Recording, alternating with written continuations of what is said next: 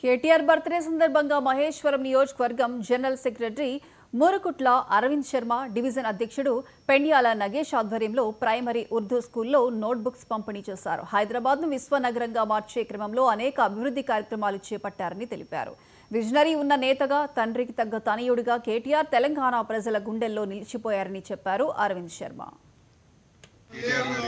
జన్మదినం సందర్భంగా RK Puram division Urdu medium పాఠశాలలో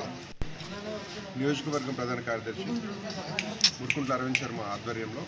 ఈరోజు ఇక్కడ పిల్లలకి నోట్ పుస్తకాలు, పెన్నులు పంపిణీ కార్యక్రమం చేశారు. మరి గత 10 సంవత్సరాల నుండి 2014 నుంచి 2023 వరకు ఐటీ శాఖ, పరిశ్రమలు, పురపాలక శాఖ మంత్రిగా కేటీఆర్ గారు తెలంగాణకు చేసిన అభివృద్ధి, వారు ఇక్కడికి తీసుకొచ్చిన పరిశ్రమలు, ఐటీ ఆధారిత పరిశ్రమలు అయితేనేమి, ఇతరత్ర పరిశ్రమలు దేశానికి ఆదర్శవంతంగా నిలిచాయి. మరి దేశం మొత్తం మీద ఇలాంటి మంత్రి మాకు ఉండాలని చెప్పేసి కోరుకున్న రాష్ట్రాలు అనేకం ఉన్నాయి. అలాగే కైటెక్స్ లాంటి పరిశ్రమకైతే రాత్రికి రాత్రి ఇక్కడ నుంచి చాపర్లు పంపించి వేరే రాష్ట్రం కూడా పోటీ పడే పరిస్థితి ఉన్నప్పుడు మన రాష్ట్ర ప్రభుత్వం గౌరవ కేసీఆర్ గారు ముఖ్యమంత్రిగా ఇక్కడ వాళ్లకు అందిస్తున్న సబ్సిడీలు అయితే ఏంటి, ఇక్కడ వారికి అనుకూలంగా ఎన్ని వనరులు ఉన్నాయో వాళ్ళని ఒప్పించి ఇక్కడికి పరిశ్రమను తీసుకొచ్చిన మచ్చుతునక మాత్రమే శ్రీ కేటీఆర్ గారి మహేశ్వరం నియోజకవర్గం మా మాజీ మంత్రివర్యులు గౌరవ ఎమ్మెల్యే శ్రీమతి సబితా ఇంద్రారెడ్డి గారి ఆదేశాల మేరకు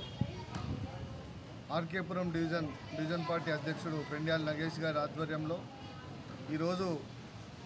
బీఆర్ఎస్ పార్టీ గౌరవ వర్కింగ్ ప్రెసిడెంట్ శ్రీ కేటీఆర్ గారి జన్మదినాన్ని పురస్కరించుకొని స్థానిక ఉర్దూ మీడియం స్కూల్లో పిల్లలకు నోట్బుక్స్ కానీ ఇతరత్ర వాళ్లకు సంబంధించిన